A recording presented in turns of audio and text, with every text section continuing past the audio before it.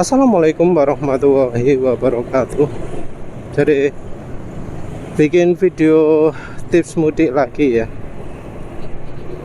Jadi ya memang tiap tahun bikin video tips mudik. Nah untuk kali ini karena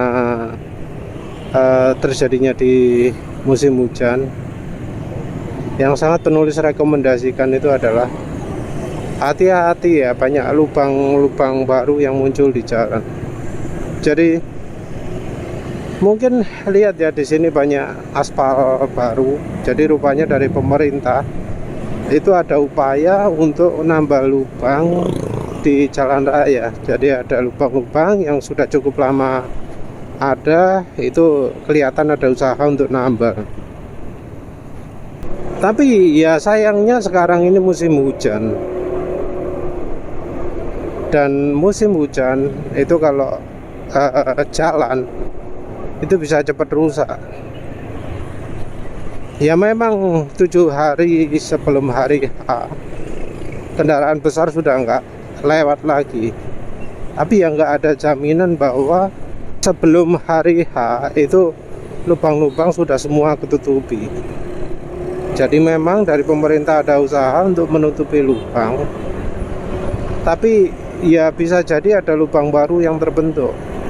Dan dari beberapa kali pengamatan penulis, lubang barunya ngeri ya, bisa lebih dalam daripada ukuran ban, ukuran setengah ban. Jadi lebih dalam daripada tinggi ban.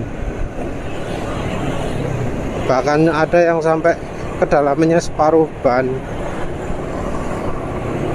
Diameter lubangnya juga besar, seukuran dengan ban motor matic.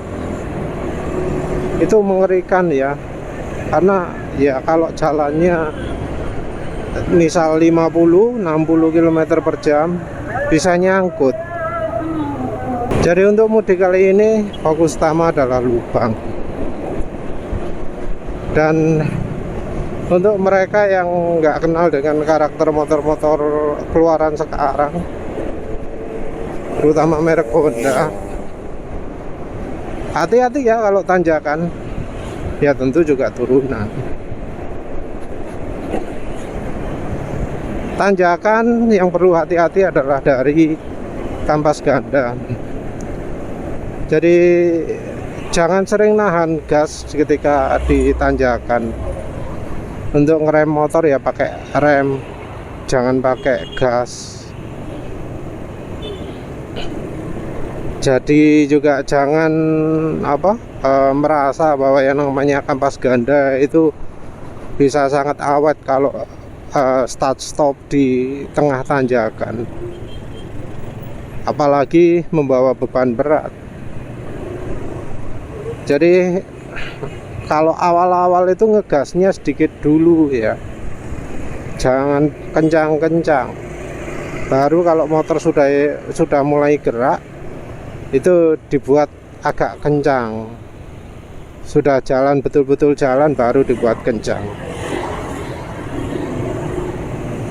Jadi ya harus ingat ya, kampas ganda itu paling lemah kalau di tanjakan. Juga jalan berpasir, juga jalan lumpur.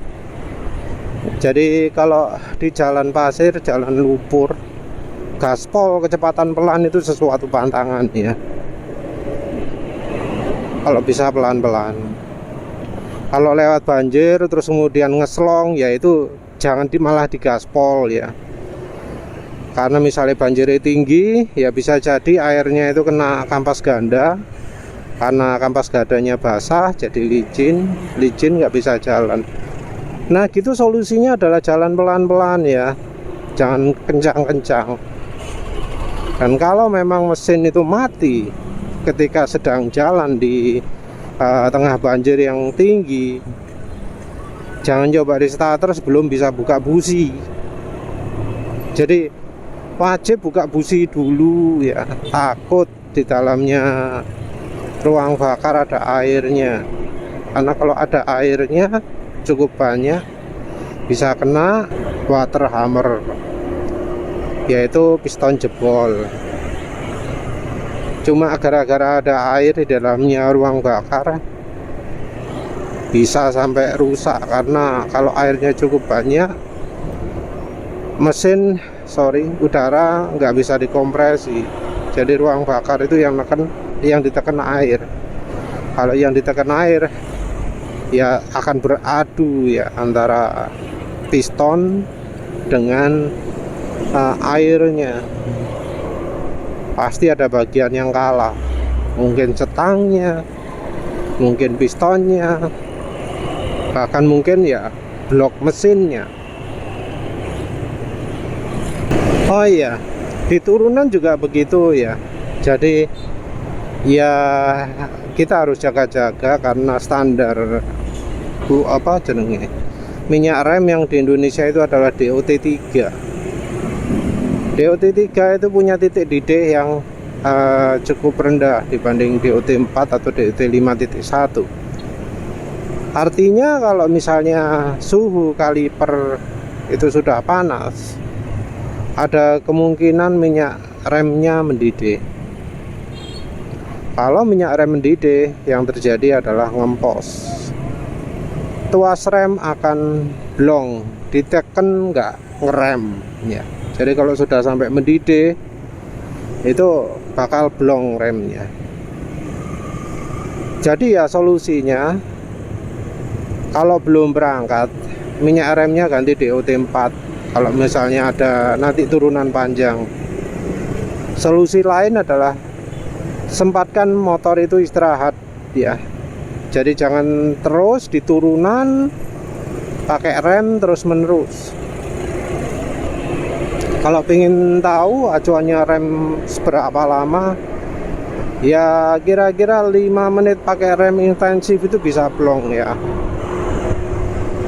10 menit apalagi.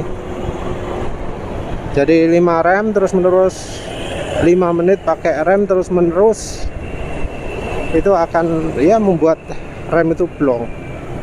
Jadi kalau untuk turunan, baiknya pakai rem itu jangan terus menerus. Jadi jangan yang ditekan konstan tekanannya, ditekan konstan nggak full.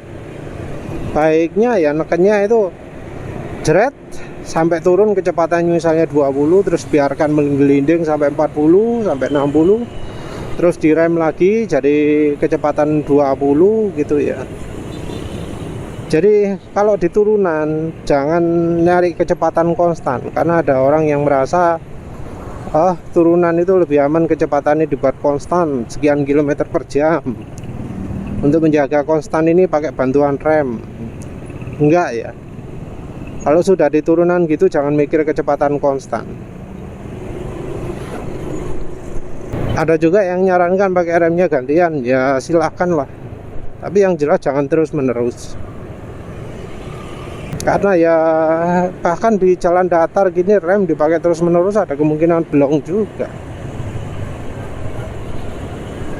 Kalau menurut penulis minyak rem ya yang terutama itu, misal mau pakai braided selang rem braided ya terserah lah wis.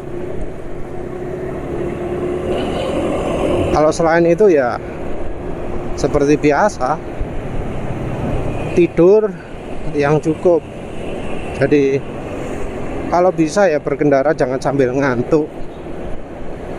Artinya apa? Artinya berangkatnya kalau bisa jangan mepet-mepet. Kalau mepet-mepet ya usahakan istirahatnya cukup. Nggak ada alasan untuk masih tetap misalnya main game, nonton YouTube sampai malam ya. Karena ya lebih baik aman daripada ya cuma sesuatu yang ya nggak penting gitu loh. Istirahat cukup, sediakan juga minuman. Minuman kalau bisa ya minuman nggak ada rasanya ya. Tentu juga yang cari yang jangan kena matahari. Karena kalau air minum sepet rasanya ya gak enak juga. Mungkin ya kayak model Oralit gitu ya. Oralit itu ya coba beli di apotek lah. Oralit yang apa jenenge, model bubuk itu ya, itu bisa mengembalikan apa ion tubuh lah katanya ya.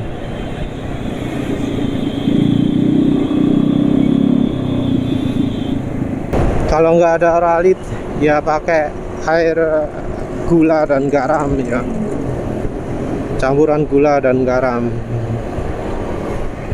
Garamnya tentu jangan banyak-banyak, gulanya juga jangan banyak-banyak. Wis pokoknya kroso sidik cukup lah, jangan sampai over.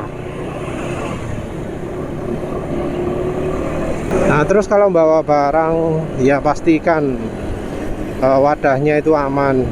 Misal kerdus ya, kalau pakai kerdus ya usahakan misal kerdusnya kena hujan nggak sampai fatal parah gitu. Jadi ya baiknya pakai tas kresek gitu. Lebih aman pakai tas kresek daripada pakai kerdus. Karena kalau kerdusnya kena hujan pas brondoli lah yo masalah juga. Kecuali kalau kerdusnya dibungkus pakai plastik banyak gitu, bisa. Semuanya pastikan rapi ya, nggak ada yang keleler-keleran talinya atau apanya. Kalau jarak jauh ya tentu semuanya harus yang sigap rapet ya, pakai celana, pakai jaket.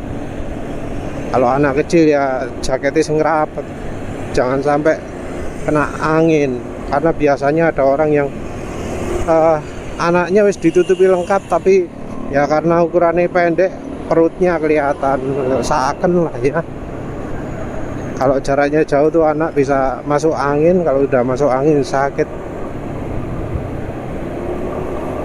Karena sekarang musim hujan ya siapkan juga jas hujan yang memadai.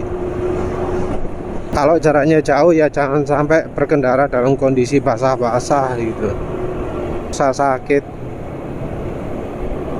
Percuma nanti pas hari raya adem panas kayak Sona Dindi kan. Ya walau sekarang bukan zaman Covid, ya biasakan pakai masker lah. Karena di jalan ya banyak racun. Pakai kacamata. Walau mungkin nggak ada kendaraan besar, kendaraan kecil toh, dia jaga-jaga. Apa maneh? Kalau jalannya ada berkaitan siang-siang ya pakai sarung tangan.